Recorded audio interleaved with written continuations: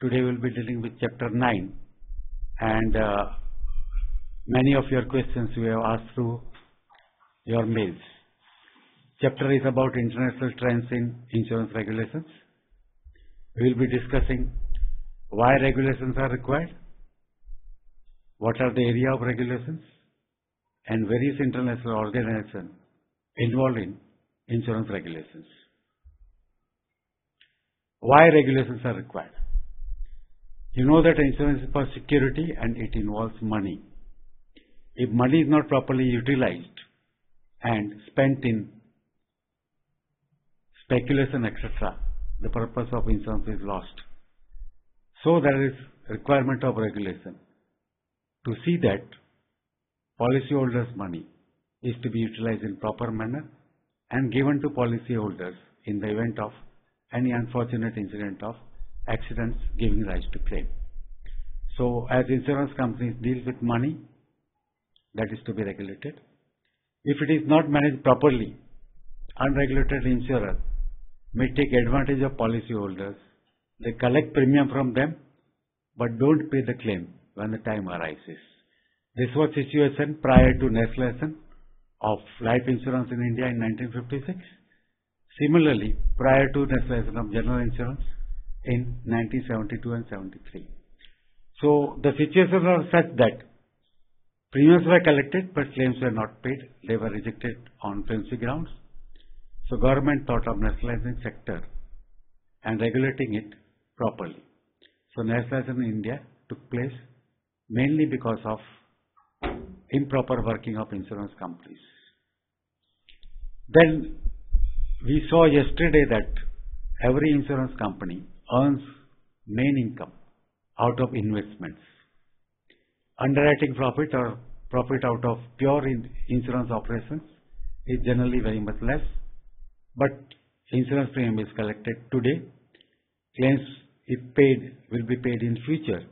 So during these 2 days, investments are made, and out of that whatever income is generated, that is main profit of any insurance company in the world. So if insurance companies go in for high risk investments, speculative investments, more in stock exchange or securities which are appearing attractive but they are not so, so they may give rise to losing of money, and as we saw that insurance involves security of policyholders' money, so they are to be regulated. It had happened some years before in Japan. Japanese insurance companies promised high returns for life insurance companies, and to pay high returns, they speculated heavily in stock exchange. Many companies went bankrupt, and finally, policyholders had to suffer. Though Japan is regulated market, they were not regulated properly. Then there are complicated terms and procedures of insurance. Many legal terms are used, technical jargons are used, procedures etc. are also very cumbersome, highly technical. So if they are not simplified, insurance company can take advantage of these complicated terms and procedures to avoid the claims, avoid the liabilities. That's why regulator will try to simplify the things by various regulations. Generally, regulators work through different type of operations. Main functioning of regulator is to licensing of insurance companies, intermediaries like agents, brokers, corporate agents, etc. So they try to control the licensing so that only qualified and people who are professional are entering only the field. People who want to make money or speculate are not allowed in this field, and this is controlled by regulators' licensing system. Second part is management of fund. Management of fund or investment we saw is major activity for insurance company. It is generating main profit for them. So for management of these funds are to be properly regulated, and for that there should be different types of proper regulations changing with the requirement of the market and requirement of the economy. Then most important thing for any regulator is to see that all insurance companies are working in a viable atmosphere.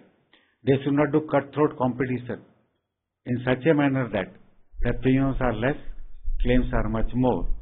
So a time should not come when insurance companies go bankrupt and they close down. That's why regulator has to see that insurance companies remain financially viable. They can remain financially viable if their assets are much more than liabilities. So there should be control over liabilities.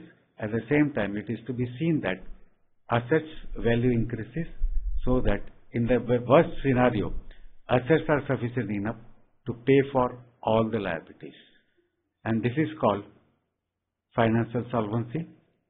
And in India, the ratio required is 1.5 generally.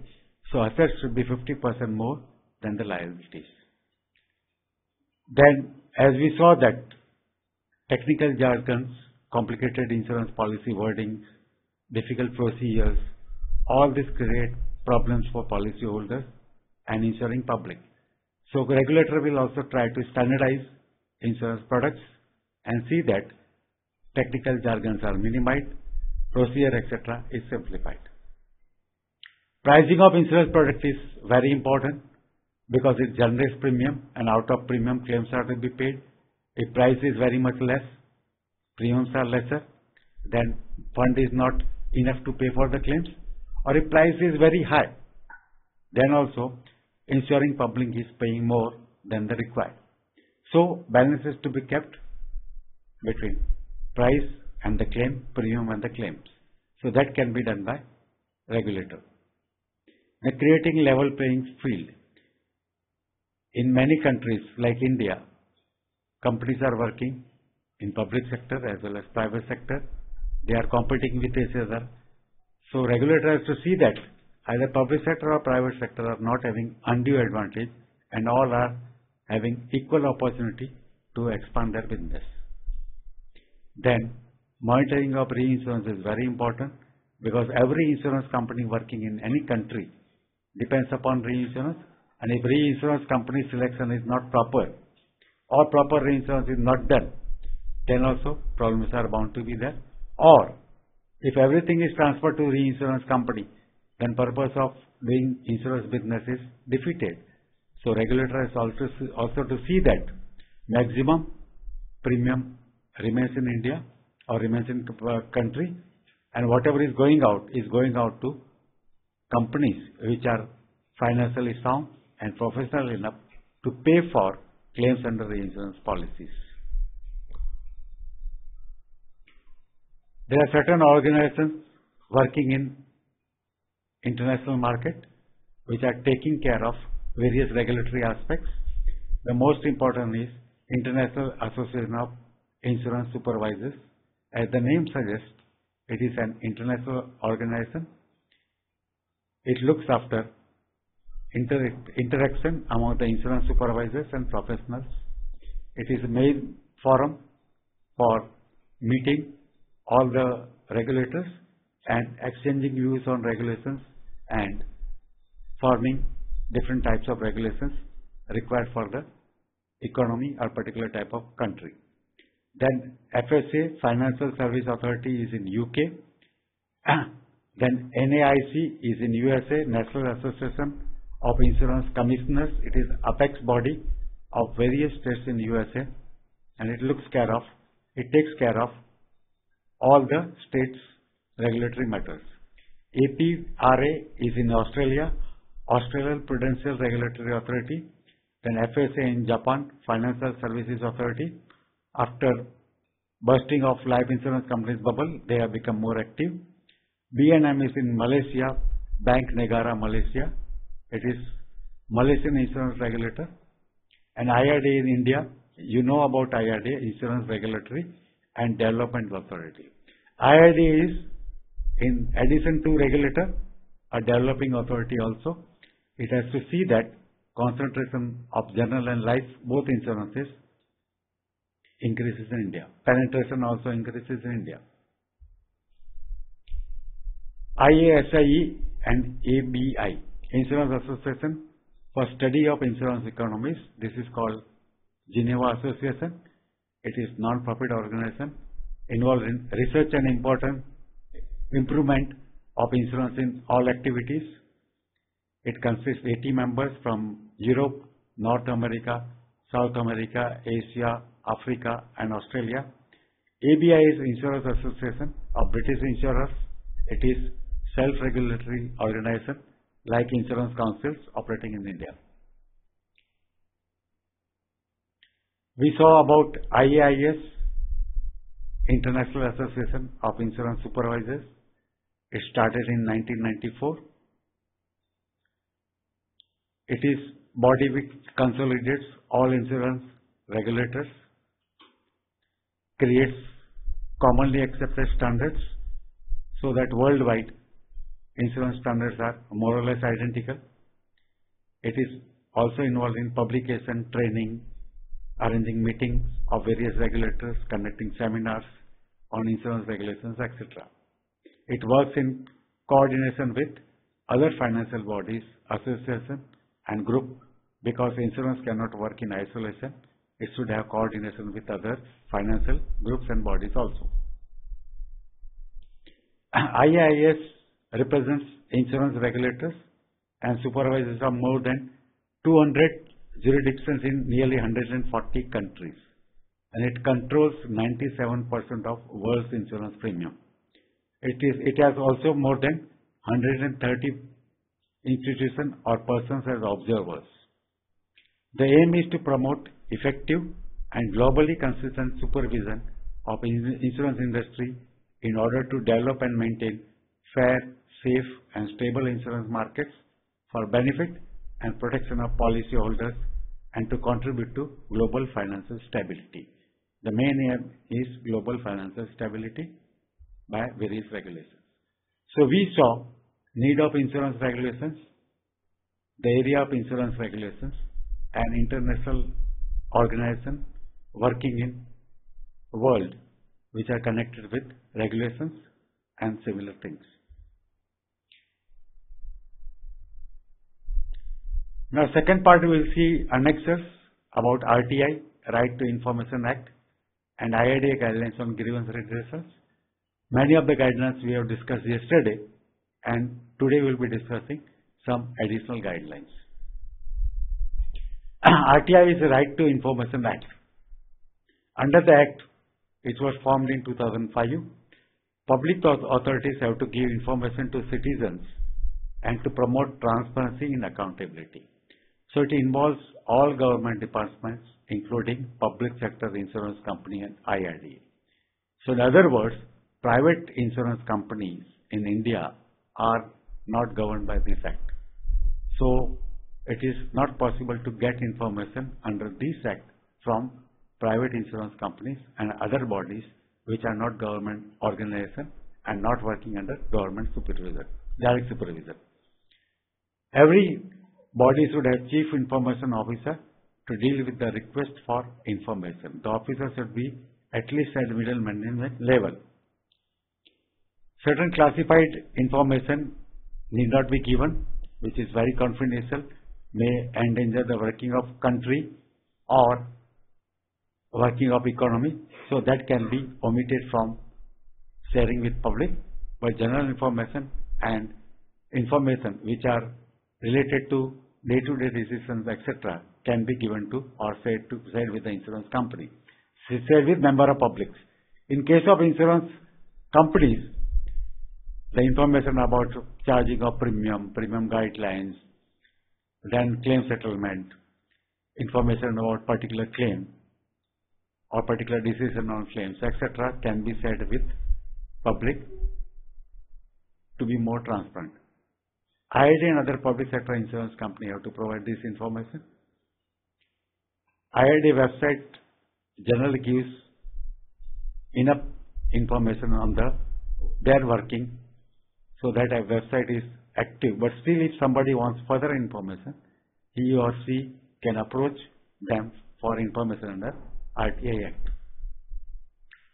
Procedure is very simple. 10 rupee fees is to be paid along with application on plain paper, and after receiving the application, within 30 days, the authority has to provide the information. If any documents are to be given, then rupees 2 per page is to be charged for A4 size. If pages are bigger, then actual cost of copying is to be paid by the applicant. If some inspection or some document is required, some register is required, then inspection charges can also be paid, should also be paid, and they are for first hour nothing, thereafter rupees 5 for every 15 minutes, or rupees 50 if CD is demanded of the information per CD. Compact disc can be charged. Information affecting solvency of state is prohibited by, which is prohibited by courts, etc., can be denied by these undertakings. In the event of non-sharing of information or delay in giving information, appeal can be made to appellant authority prescribed under the Act. And if further appeal is required, it should go to Central Information Commissioner. Information about working of organization or actions taken, not taken by them, is to be shared with member of public on application. Now, second part we will see IRDA guidelines about grievance redressal. Yesterday we saw major part. Today remaining points we will see. Every insurer should have system of receiving, registering, and disposing of grievance in each office. Grievance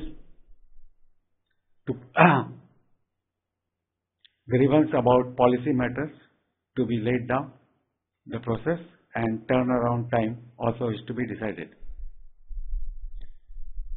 Wherever any grievance is received, it should be acknowledged within 3 days with the name of dealing officer who will be dealing with the complaint or grievance, his designation, and what will be procedure to be followed. And if complaint is sorted out within 3 days, then along with acknowledgement, the dealing officer should state that the complaint has been resolved. If it is not resolved within 3 days, then time limit is 2 weeks. And if further information is required to be given for further process, that is to be informed to the person who has approached the authority. And after 8 weeks, no further information is asked for by the complainant, then case is to be taken as closed. When complaint can be closed, if information asked for is given, if complaint is withdrawn by complainant, if grievance is settled by the dealing officer or in any other manner, and no response for reply given by insurance company is received within 8 weeks time. In such cases, grievance redressal officer will certify that complaint has been closed and he will inform IRDA accordingly. For handling of grievances and complaints, IRDA suggested that proper software should be used. So they have to install required software, and periodic reporting is to be done to IRDA online. System also required for handling of calls, emails, voicemails, and it should be integrated with IRDA system of grievance redressals. Insurers to publish procedure on website and wherever possible in their policy documents also. Then every insurance company should have policyholder protection committee. We also saw yesterday that IRDA is having integrated grievance management system which is operated online. It is online registration of grievances, and when it is coordinated with insurance companies system, the grievances can be handled in faster way. But every complainant has to first approach insurance company, and if complaint is not cleared by them, grievance is not redressed by them or delayed, then he can approach IRDA. The system, as I told you, monitors grievances with insurers on day-to-day basis. So we saw main provisions of RTI Act, Right to Information Act 2005, procedure and IRDA guidelines on grievance redressal and IGMS. With this, we are completing the syllabus on IC 14.